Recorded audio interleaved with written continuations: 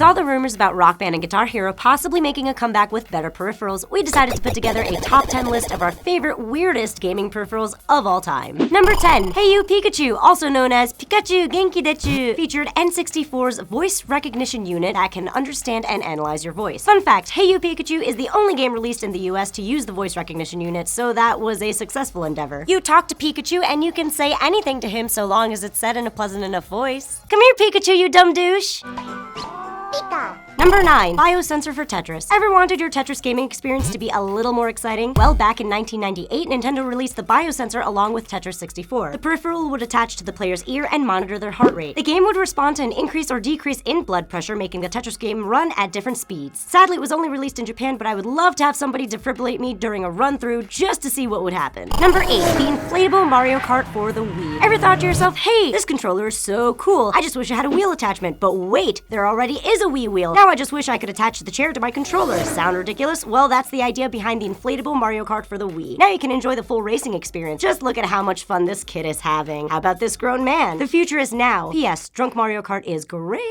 Number 7. Yeah, boy, I've been known to skate. Check out my sweet ride. Sick, right? Sorry, that's from Tony Hawk's Ride, the game that basically killed the Tony Hawk video game dynasty. Every kid in America has played one of those games at least once in their life. The board is your controller, which was meant to make you feel like a pro skater. It didn't quite work out that way. The game package was priced at $120 for only 3 hours of gameplay. Let's just say people were pissed.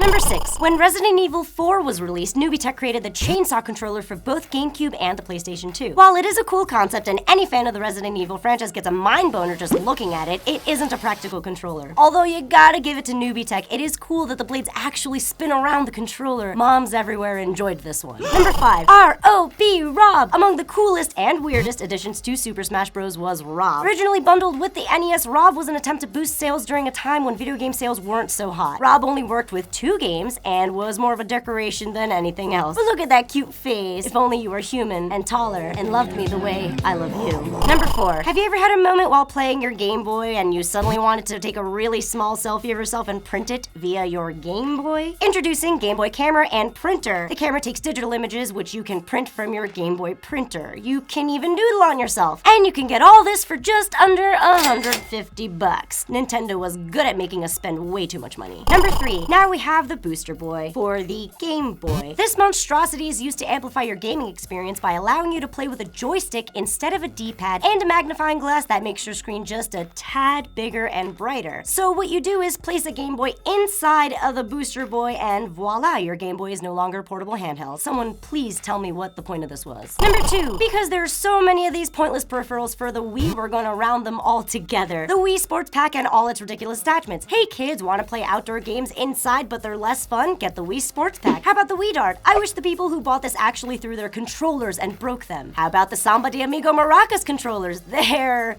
something. The best one, Wii Wings. There aren't any electronics in them, they're just attachments for your arms. Before we get to our favorite weird peripheral, we have to highlight an honorable mention. Wii Car Charger. Not so much a peripheral, more like an accessory, but why in the world would somebody want to play a motion-based game in the car? Kids would be throwing their controllers out of the window and throwing up.